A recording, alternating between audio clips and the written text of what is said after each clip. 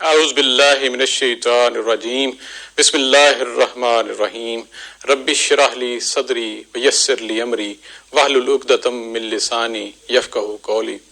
معزز خواتین و حضرات، السلام علیکم ورحمۃ اللہ وبرکاتہ۔ آپ کا میزبان عمر برلاس پروگرام انوار سحر کے ساتھ ایک دفعہ پھر حاضر خدمت، اور میں امید کرتا ہوں کہ آپ صحت و ایمان کی بہترین حالتوں میں ہوں گے اور یقیناً ماہ رمضان کی برکات کو، فضیلتوں کو، رحمتوں کو اپنے دامن میں سمیٹ رہے ہوں گے۔ اور ناظرین، ایک عشرہ گزر گیا اور دوسرا عشرہ شروع ہو چکا۔ رحمتیں آپ نے سمیٹ لیں اور بہت زیادہ کوشش کی ہوگی، دعائیں مانگی ہوں گی ہر لحاظ سے۔ اب یہ والا عشرہ جو ہے ہمارا امتحان ہے کہ ہم نے کس طرح اس عشرے میں استغفار کرنا ہے زیادہ سے زیادہ، اور اللہ تعالیٰ سے زیادہ بخشش مانگنی ہے، اور اپنے بچوں کو بھی سکھانا ہے کہ کس طرح دعائیں مانگنی ہے اللہ تعالیٰ سے، اور اس عشرے کا ایک ایک لمحے کو ہم نے استعمال کرنا ہے، اللہ تعالیٰ کے ساتھ کنیکشن کو مضبوط کرنا ہے، اور دعائیں جو ہیں وہ استغفار کرتے رہنا ہے، چاہے ہم مسلے پہ ہوں، چاہے جائے نماز پہ ہوں، چاہے بیڈ پہ ہوں، چاہے ڈرائیو کر رہے ہوں، چاہے کچن میں ہوں، یا ہم ویسے کتاب پڑھ رہے ہوں، لیکن ہمارے ذہنوں میں استغفار کا ورد جو ہے، ذکر جو ہے وہ جاری و ساری رہنا چاہیے، کیونکہ کسی بھی لمحے جو ہے وہ قبولیت کی گھڑی ہوتی ہے اور اللہ تعالیٰ ہمیں بخش سکتے ہیں۔ اور یہ جو لمحات ہیں، میں اکثر کہتا ہوں، ان کو آپ حقیر مت جانیے، ان کو ضائع نہ کیجیے۔ رمضان ضروری نہیں کہ ہر ایک کی زندگی میں بار بار آئے، اس وجہ سے میں کہتا ہوں کہ اس رمضان کو غنیمت جانیے اور اس کے ایک ایک لمحے کو آپ استعمال کیجیے اللہ کے ساتھ، اللہ کی خوشنودی حاصل کرنے کے لیے، اللہ کی رضا حاصل کرنے کے لیے۔ ناظرین، جس طرح پہلے بات کی ہے کہ آج سیکنڈ جو عشرہ ہے وہ شروع ہو چکا ہے، اور اس وقت میں کہتا ہوں کہ ہمارے لیے جو سب سے بڑی بات ہے اس عشرہ میں، اس کے اوپر استغفار اور توبہ کا جتنی اہمیت ہے، جتنا اس کا تذکرہ کیا جائے سارے عشرہ کے اندر، وہ بہت ہی ضروری ہے۔ اسی اعتبار سے اس عشرہ کی اہمیت کو جانتے ہوئے آج بھی ہمارا جو ٹاپک ہے وہ ہے استغفار اور توبہ، اس کی اہمیت اور اس کا طریقہ کار۔ آج اس حوالے سے توبہ اور استغفار کی اگر بات کریں تو ناظرین، اگر انسان دین کو سمجھے تو اس میں ایک چیز بڑی واضح ہے کہ انسان چاہے کاروبار کرے، چاہے گھر کے معاملات کرے، انسان کی زبان جو ہے وہ ذکر کے ساتھ مصروف رہنی چاہیے، اور اللہ تعالیٰ کے ساتھ ایک لمحے کے لیے بھی دوری وہ مناسب بھی نہیں ہے، اور اس چیز کی اللہ تعالیٰ کے ہاں ریکوائرمنٹ یہی ہے کہ اللہ کے ساتھ کنیکشن کو جڑے رکھنا ہے۔ کچھ عرصہ پہلے میں ایک جگہ بیٹھا ہوا تھا اور ایک لیکچر تھا، مدینہ یونیورسٹی کے ایک اسکالر تھے، تو انہوں نے ایک چیز جو ہے میرے لیے نئی تھی، نکتہ نیا تھا خاص طور پہ، تو انہوں نے کہا تھا کہ عام طور پہ جب ہم جاتے ہیں بیت الخلاء میں تو جب باہر آتے ہیں تو ہم کہتے ہیں غفرانہ کا۔ اب اس کا مطلب ہم اللہ تعالیٰ سے بخشش طلب کرتے ہیں، بخشش مانگتے ہیں اللہ تعالیٰ سے۔ اب یہاں پہ انہوں نے نکتہ بیان کیا ہے کہ اس موقع کے اوپر جو ہے وہ بخشش ہم کیوں مانگتے ہیں، اللہ تعالیٰ سے بخشش مانگنا، گناہوں کی معافی مانگنا، یہ اس خاص موقع پہ۔ تو انہوں نے کہا کہ وہ ہوتا یہ، اس کا جو بعض مفسر یہ لکھتے ہیں کہ وہ جو لمحات ہوتے ہیں جب ہم بیت الخلاء میں ہوتے ہیں، ہم اللہ تعالیٰ کو یاد نہیں کر پاتے، کیونکہ وہ پاکیزہ جگہ اس طرح نہیں ہے کہ ہم اللہ تعالیٰ کا ذکر اذکار کرتے رہیں۔ لہٰذا اس ایک چھوٹے سے حصہ جو ہمارا ہے وہ چند منٹ کا، ہم اس سے باہر آ کے اللہ تعالیٰ سے مغفرت طلب کرتے ہیں، اللہ تعالیٰ سے بخشش طلب کرتے ہیں، اللہ تعالیٰ سے بخشش مانگتے ہیں، یا اللہ میں اس چھوٹے سے دورانیے میں آپ کے ساتھ تعلق اس طرح نہیں قائم رکھ سکا ذکر اذکار کے حوالے سے، لہذا اللہ تعالیٰ مجھے بخش دیجیے۔ اس کا مطلب یہ ہوا کہ ہم جو باہر کی زندگی میں ہمارا تعلق ہر وقت رہنا ہے، چاہے ہم سفر کر رہے ہیں، چاہے ہم اپنے دنیاوی معاملات کر رہے ہیں، اللہ کے ساتھ ہماری چاہے زبان ہے، چاہے ایکشنز ہیں، چاہے ہماری ٹیچنگ ہے، ہماری سپیکنگ ہے، کچھ بھی ہے، ہم نے اللہ تعالیٰ کے ساتھ جو ہے وہ تعلق کسی نہ کسی حوالے سے قائم و دائم رکھنا ہے۔ اب دوسرا ایک واقعہ یا دوسرا ایک لمحہ لے لیجئے، ایک ایکسٹریم میں نے بیان کیا، اب دوسری ایکسٹریم پہ چلے جاتے ہیں۔ ہم نماز کے بعد کیا کہتے ہیں؟ جب اسلام پھیرتے ہیں اس کے بعد سب سے پہلے کیا کہتے ہیں؟ اللہ اکبر، استغفر اللہ، استغفر اللہ، استغفر، 3 دفعہ کہتے ہیں۔ اب اگین یہ مفسر لکھتے ہیں حالانکہ عمل تو ہم نے نیک کیا ہے، لیکن اس کے عمل کے بعد بھی ہم اللہ تعالیٰ سے بخشش ہی طلب کر رہے ہیں، اللہ تعالیٰ سے معافی ہی مانگ رہے ہیں، اللہ تعالیٰ سے اب یہ بات سوچنے والی ہے، اس کے پیچھے فلسفی کیا ہے، اس کے پیچھے نکتہ کیا ہے کہ ہم نے تو نیک کام کیا ہے، نماز پڑھی ہے، نماز کے پڑھنے کے فوراً بعد جب فارغ ہوئے ہیں پھر ہم اللہ تعالیٰ سے بخشش طلب کرتے ہیں۔ تو مفسر یہ لکھتے ہیں کہ اس سے یہ مراد ہے کہ ہم جو اللہ تعالیٰ تیری عبادت کر رہے ہیں، ہم جو اصل عبادت کا جو روح ہے، جو خشوع و خضوع ہے، ہم ادا نہیں کر پائے، اس کے اندر بھی ہماری کمیاں کوتاہیاں رہ گئی ہیں، لہٰذا ان کمیوں کوتاہیوں کو درگزر کرتے ہوئے ہمیں معاف کر دیجئے، ہمیں بخش دیجئے۔ اس کا مطلب یہ ہوا کہ ایک انتہا ادھر جو ہم عبادت کر ہی نہیں سکتے، اور ایک انتہا ادھر جب ہم عبادت کر رہے ہیں، لیکن دونوں مقامات پہ ہم نے اللہ تعالیٰ سے بخشش ہی طلب کی ہے، اور اس کے دوران جو ہے دنیا کے سارے معاملات آ گئے۔ اب آپ خود سوچئے کہ ہم نے اللہ تعالیٰ کے ہاں کتنا زیادہ تعلق کو قائم و دائم رکھنا ہے۔ اور پھر اللہ نے بتایا ہے، ایک چھوٹی سی مثال یوں دوں، ہم کبھی اپنے بچے کو کسی جگہ بھجواتے ہیں تو کتنی تاکید اور کیا کیا کہتے ہیں۔ بچے کو ہم بھجوانا ہے کسی جگہ دوسرے شہر، ہم کہتے ہیں بیٹا دھیان سے جانا، اگر وہاں راستہ کھو جائے تو ہمیں بتانا، یا فلاں انکل سے بات کر لینا، یا فلاں جگہ پہنچ جانا، اگر کہیں بھٹک جاؤ تو بتانا، ہم آپ کی رہنمائی کریں گے۔ ہم والدین اپنے بچے کے ساتھ جو کہ ایک اتنا پیار کرتے ہیں کہ اس کا کوئی کمپیریزن نہیں ہے جتنا اللہ تعالیٰ اپنے بندے کے ساتھ کرتا ہے۔ اب آپ خود سوچئے کہ اللہ تعالیٰ نے اپنے بندوں کے ساتھ معاملہ کیا کیا ہے، یعنی کہ اللہ تعالیٰ نے ہمیں ہر جگہ پہ زندگی کے جہاں جہاں پہ ہم نے بھٹکنا ہے وہ بھی بتا دیا ہے، کیونکہ اللہ تعالیٰ کے علم میں ہے ہم بے صبرے ہیں، ہمارے اندر بے شمار کمزوریاں ہیں، ہم جو ہے وہ شیطان کے نرغے میں بھی آ جاتے ہیں، لہٰذا اللہ تعالیٰ نے ہمارے لیے وہ تمام راستے تمام جگہوں پہ بتا دیا، یہاں پہ آپ نے یہ دعا پڑھنی ہے، یہاں پہ آپ نے معافی بھی مانگنی ہے، آپ سے غلطیاں ہوں گی لیکن آپ نے پلٹ کے آنا ہے، کیونکہ توبہ کا مطلب ہی پلٹنا ہے۔ آپ کے سامنے واقعہ آپ نے پڑھ رکھا ہے حضرت آدم اور حوا کا، کیا ہوا تھا جب کہا گیا درخت کا وہ پھل، آپ کو پوری تفصیل ہے انشاءاللہ، اس پہ بھی بات کریں گے کسی دن۔ شیطان کے بہکاوے میں آئے، پھل کھایا، اس کے بعد کیا ہوا؟ اللہ تعالیٰ نے نو ڈاؤٹ جنت سے نکال کے زمین پہ بھیجا، بلکہ کچھ دن پہلے ہی بات ہو رہی تھی کہ زمین پہ کس مقام پہ، تو حضرت آدم علیہ السلام کو ایشیا میں بھیجا گیا، اور مزید اس کی تفصیل ہے کہ وہ جو سری لنکا کے ایک خاص جو پہاڑی ہے وہاں پہ اترے تھے۔ اسی طرح حضرت حوا کو جدہ کے ایک مقام پہ بھیجا گیا، تو وہاں پہ کیا کہا گیا؟ دعا سکھائی ساتھ ہی، آپ یہ دعا پڑھتے رہو۔ اللہ نے دیکھا کہ جہاں جہاں پہ انسان کو ضرورت بھی ہے بھٹک جاتا ہے، وہاں پہ اللہ تعالیٰ رہنمائی فرماتے ہیں، ربنا ظلمنا انفسنا وان لم تغفر لنا وترحمنا لنکونن من الخاسرین۔ یہ پڑھتے رہے، اور پھر آپ کو پتا ہے جبریل علیہ السلام آئے اور خوشخبری دی، اللہ تعالیٰ نے معاف کیا۔ وہاں سے لے کے وہ خانہ کعبہ وہاں پہ گیا، اور خانہ کعبہ کی تعمیر، اور پھر حضرت حوا کے ساتھ ملاپ، وہ سارا واقعہ آپ کو علم ہے ہر جگہ پہ، کیونکہ اللہ تعالیٰ کے علم میں ہے کہ انسان غلطی کا پتلا ہے، خطا کار ہے، لہٰذا اس کا کام ہے، خطا کر دی ہے کوئی مسئلہ نہیں، لوٹ آؤ۔ ہر رات اللہ تعالیٰ جو ہے وہ انسان کو پکارتے ہیں رات کے پچھلے پہر، کوئی ہے معافی مانگنے والا، کوئی ہے بخشش طلب کرنے والا، اور اس وقت جو ہے ہم بدقسمت، اب میں کیا کہوں کہ ہم اس وقت خواب خرگوش میں ہوتے ہیں۔ بہت سے نیک لوگ اللہ تعالیٰ کے اس وقت اللہ کے ساتھ لو لگا کے رکھتے ہیں، اور یہ بھی مت سمجھیے کہ میں تو جاگ کے دیکھ چکا، تہجدیں پڑھ کے دیکھ چکا، میں نے کوئی مالی فائدہ، کوئی دنیاوی میں نے کامیابیاں تو حاصل نہیں کی، نہیں، کامیابیوں کا آپ کو مجھے نہیں پتا، اللہ کے ہاں کامیابی کیا ہے، مال و اسباب سے کامیابیاں نہیں ہیں،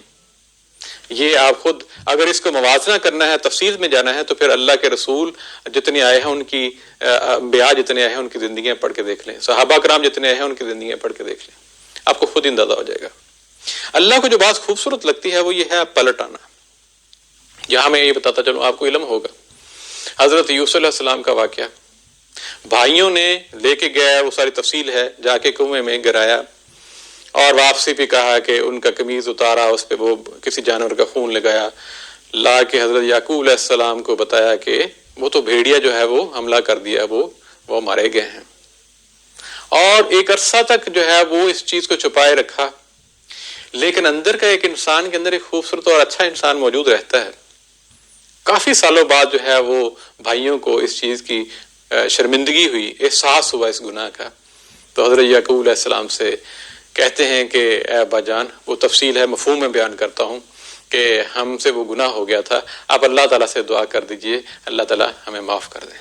کافی سالوں بعد بھی احساس ہو جائے تو اللہ تعالیٰ کی طرف رجوع کرنا ہے. یہ آپ کو سورہ یوسف بلکہ آپ دیکھیں 97 آیت نمبر ہے جس میں یہ لکھا ہوا ہے.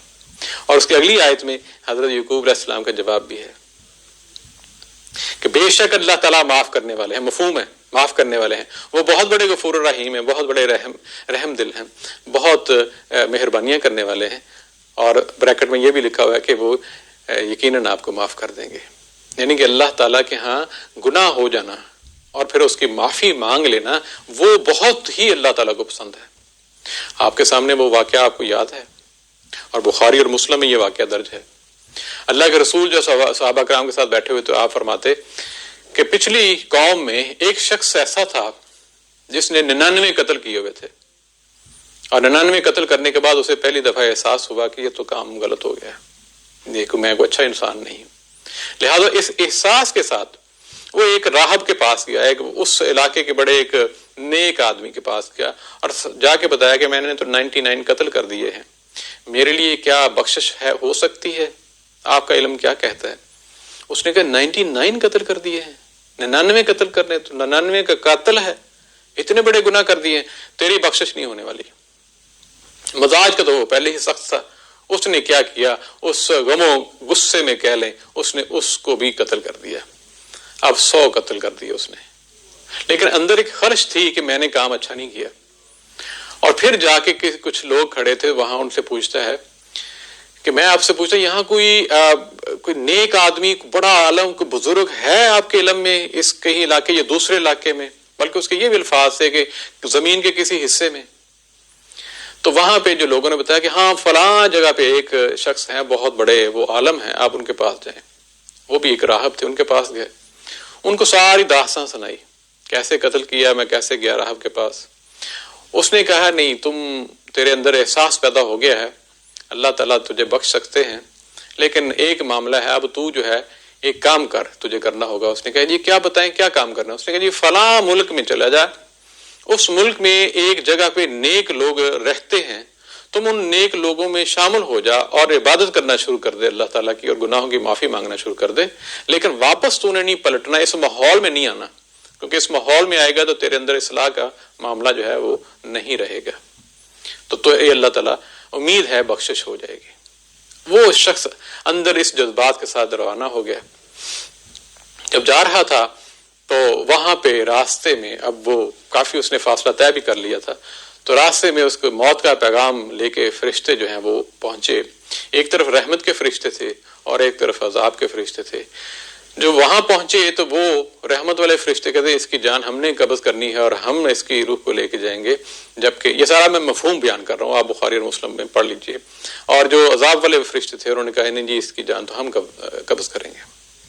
اب وہاں پہ ان کے آپس میں کہہ لیں لفظ آتا ہے جھگڑا ہوا یا تکرار ہوئی یا بحث ہوئی, آپ یوں کہہ لیں. تو وہاں پہ پھر اللہ کے معاملات ہیں, اللہ تعالیٰ کے کام ہیں. اللہ تعالیٰ کچھ اور اپنے معاملات کو کس طرح انسانوں تک پہنچانا ہوتا ہے. اللہ تعالیٰ نے ایک فرشتہ بھیجا انسانی شکل میں. انہوں نے کہا جی کیا معاملہ ہے؟ انہوں نے معاملہ بتایا. انہوں نے کہا اگر آپ چاہو تو میں آپ کا فیصلہ کر دوں تو آپ کو قبول ہے؟ انہوں نے کہا جی ہمیں قبول ہے, آپ جو فیصلہ کر لیں. اس نے ساری بات سنی. اس نے کہا یہ کام کرو, یہ شخص جس مقام سے آیا ہے وہ فاصلہ اور جس مقام کی طرف جا رہا ہے وہ فاصلہ, ان دونوں فاصلوں کو میسر کر لو. اگر تو جانے والا, جو پہنچنے والا جہاں اس کی منزل ہے, وہ فاصلہ کم رہ گیا ہے تو یہ شخص نیک ہے, اور اگر یہ فاصلہ زیادہ طے کر لیا ہے تو یہ نیک ہے, اور اگر یہ کم رہ گیا ہے پہلے والا فاصلہ تو یہ پھر آپ عذاب والے جو ہیں فرشتے اس کو لے جا سکتے ہیں. لہذا معاملہ ہوا, فرشتوں نے وہ فاصلہ جب ناپا تو وہ جہاں پہ جانا چاہ رہا تھا وہ فاصلہ کم تھا. لہذا جو رحمت کے فرشتے تھے انہوں نے جان قبض کی اور اس کے بعد ان کو جنت میں لے گئے. اور یہ چیز لکھے الفاظ ہیں کہ اللہ تعالیٰ نے ان کو بخش دیا. یہ آخری الفاظ ہیں, آخری فکر ہے, اللہ تعالیٰ نے اس کو بخش دیا. اب آپ سوچئے ذرا, یہاں پہ پھر 99+1 قتل, اور اس کے بعد جب اللہ تعالیٰ کا ایک دل میں ایک ایسی چیز پیدا ہوئی کہ اللہ تعالیٰ سے ڈر گیا, خوف کیا, اور پھر یہ ہے کہ اللہ تعالیٰ کو رجوع کیا, تو اللہ تعالیٰ نے اسے بھی معاف کر دیا. اب آپ خود سوچئے کہ ہماری لائف کے اندر ہم جو معاملات کرتے ہیں, یہ جو کنیکشن ہے جی, یہ بہت ضروری ہے. خطا تو کرتے ہیں، خطا تو ہوتی رہیں گی اور ہونی ہے، یہ ہمارے اندر جو ہے نا، یہ آپ یہ کہہ رہے ہیں کہ شاید ہماری سرشت میں ہے کہ کمزوریاں ہیں کہ انسان نے غلطیاں کرنی ہیں، خطا کرنی ہے، لیکن اس کا جو آگے جو معاملہ ہے معافی کا، وہ بہت ضروری ہے، پلٹ کے جانا وہ بہت ضروری ہے۔ اور یہ جگہ جگہ قرآن پاک میں بھی ہے، آپ نے بھی دیکھا ہوگا، پڑھا ہوگا، سورہ اشراء میں یہ چیزیں لکھی ہوئی ہیں کہ اللہ تعالیٰ فرماتے ہیں کہ خطا کار بندوں نے خطا تو کرنی ہے، مفہوم ہے، لیکن پلٹ کے جو آئیں گے ان کے لیے مغفرت ہے، بخشش ہے۔ اس طرح باقی مختلف قرآن کے اور بہت سی جگہوں پہ ہے، خاص طور پہ سورہ توبہ کی وہ جو آپ پڑھیے 118 جو آیت ہے، اس میں وہ پورا واقعہ ہے، وہ ایک صحابی کا، حضرت کعب کا خاص طور پہ، اور وہ 3 صحابی تھے، پورا قصہ تو لمبا ہے۔ بیسیکلی وہ تھا کہ غزوہ تبوک میں جب جنگ ہونے والی تھی تو اس وقت اللہ کے رسول جو ہے روزانہ میٹنگ کرتے تھے۔ اب میٹنگ میں روزانہ یہ ہوتا تھا کہ تیاری کس طرح کرنی ہے، وہ سارے معاملات کیسے کرنے ہیں، وہ چیز طے ہونی تھی۔ تو یہ جو صحابی تھے، یہ جو تھے، یہ گھر آ کے کہتے ہاں ٹھیک ہے ابھی تو وقت ہے، میرے پاس تو بہت بڑی سواریاں بھی ہیں، اور جو ہیں وہ میرے پاس غلہ بھی ہے، کھانے پینے کے انتظامات بھی ہیں، صحت بھی اچھی ہے، تو میں کوئی ایسا معاملہ کوئی نہیں، میں انشاءاللہ وہ ساری چیزیں کر لوں گا۔ یہ چیز حضرت کعب بن مالک جو تھے وہ کیا کرتے کہ گھر آ کے آرام کرتے، ٹھیک ہے، جس طرح بعض کا ہم بھی سستی کر لیتے ہیں نماز میں، جو دوسرے بعض کا نیکی کے کام ہے سستی کر لیتے ہیں۔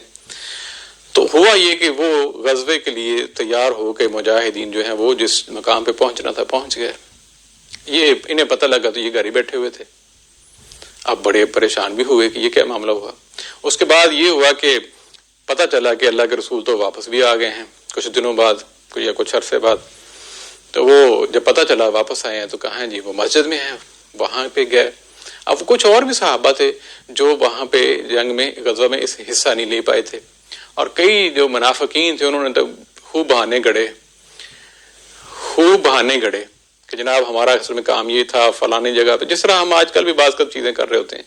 کہ اصل معاملہ جو تھا وہ شاید سستی کا تھا، وہ اس سے پہلو تہی کی۔ لیکن جب یہ پہنچے تو یہ کعب بن مالک تو وہاں پہ اللہ کے رسول ان کو دیکھ کے کہنے لگے آپ کو کیا ہوا تھا، یہ بھی مفہوم بیان کر رہا ہوں۔ تو انہوں نے جب اللہ کے رسول کو دیکھا تو وہ مسکرا تو رہے تھے، لیکن یہ خود کہتے ہیں کہ مجھے اس مسکراہٹ میں مجھے لگا کہ اللہ کے رسول غصے میں ہے۔ تو میں نے فرمایا جی بات یہ ہے کہ اصل میں یہ سستی اور کاہلی مجھ سے ہو گئی ہے، یہ میری غلطی ہوئی ہے اور میں نے سچ بیان کر دیا۔ تو اللہ کے رسول نے کہا آپ جاؤ اور آپ اللہ کے فیصلے کا انتظار کرو۔ کہتے میں آ گیا اور میں نے آ کے میرے لیے ایک معاملہ عجیب ہو گیا، مدینہ کے اندر سارا باقی لوگ جو ہیں وہ میرے سے بالکل، کیونکہ اللہ کے رسول نے بعد میں یہ اعلان کر دیا کہ یہ جو 3 لوگ ہیں اس میں ان کے ساتھ بائیک آؤٹ کیا جائے، اب کوئی بھی ہمارے ساتھ بات چیت نہ کرتا، بلکہ وہ یوں کہتے میں تھوڑا سا مختصر، کیونکہ ہمیں بریک کا بھی کہا جا رہا ہے، میں تھوڑا سا تیزی میں اس کو وائنڈ اپ کرتا ہوں۔ وہ کہتے ہیں کہ میں اپنے کزن جو چچا زاد بھائی تھے ان کے پاس گیا، ابو قتادہ کے پاس، اور میں نے کہا کہ آپ تو جانتے ہیں کہ اللہ اور رسول کے ساتھ میری محبت کتنی ہے، تو آپ تو ساری چیز جانتے ہیں۔ کہتے میں نے سلام بلایا، کوئی جواب نہیں، دوسرے سلام بلایا، پھر کوئی جواب نہیں، تیسرے میں نے کہا تجھے قسم ہے میرا جواب تو دو، تو آپ تو جانتے ہیں کہ میں اللہ کے اور رسول کے ساتھ کتنی محبت کرتا ہوں۔ اچھا یہاں پہ ایک یہ بھی نکتہ ہے، جب اللہ اور رسول کا حکم آ گیا ہے کہ اس کے ساتھ بائیک آؤٹ کرنا، پھر چچا زاد بھی سائڈ پہ ہے، سلام کا جواب ہی نہیں ہے۔ یہ سوچیے ذرا، آج کا ماحول ہوتا تو وہ کہتے ہیں ہاں ٹھیک ہے ذرا بیٹھو میں ایک بات کرتا ہوں، تجھے اندر کی بات بتاتا ہوں۔ ہمارا ماحول اس میں یہ ہے کہ جو حکم آ گیا بس تھینک یو، جو ریلیشن شپ ہے وہ بھی اللہ کے لیے، اللہ کے رسول کے لیے۔ اس نے پھر جواب جب قسم دی تو اس نے کہا جی کہ اللہ اور رسول بہتر جانتے ہیں، یہ بات کی، اس سے آگے کچھ نہیں۔ واپس آئے، 40 دن تک جو ہے وہ غمگین رہے، عبادت کرتے رہے، اور اس کے بعد جو ہے وہ کہتے ہیں کہ مجھے بعد میں اللہ کے رسول کا پیغام پہنچا کہ آپ اپنی بیوی سے بھی الگ ہو جاؤ۔ تو میں نے پوچھا کہ یا رسول اللہ کیا میں اسے طلاق دے دوں؟ تو آپ نے فرمایا نہیں طلاق نہیں، ویسے الگ ہو جاؤ۔ تو کہتے میں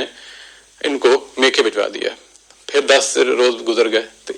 ایک دن جو ہے وہ میں صبح کی نماز پڑھ کے چھت پہ بیٹھا، پریشان حال تھا، تو باہر سے جو ہے وہ آواز آئی کعب خوشخبری ہے خوشخبری ہے۔ تو میں نے سنا، میں سمجھ گیا، فوراً میں سجدے میں پڑا اور اللہ کا شکر ادا کیا۔ بعد میں اللہ کے رسول کے پاس پہنچا مسجد میں، تو آپ نے فرمایا کعب تمہاری زندگی کا یہ بہترین دن ہے، اللہ نے تجھے معاف کر دیا۔ اور یہ چیز سورہ توبہ میں اللہ تعالیٰ نے 2 آیات اتار دی تھی ان 3 صحابیوں کے لیے،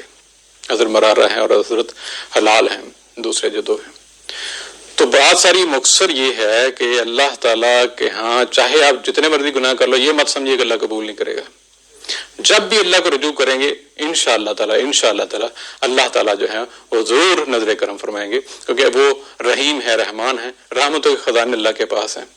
بے شمار ایسے واقعات ہیں کہ بہت بڑے جو ایک آپ یہ کہہ لیں کہ سرکردہ ایسے بغاوت کرنے والے بھی لوگ تھے، لیکن اللہ نے معاف کیا تھا.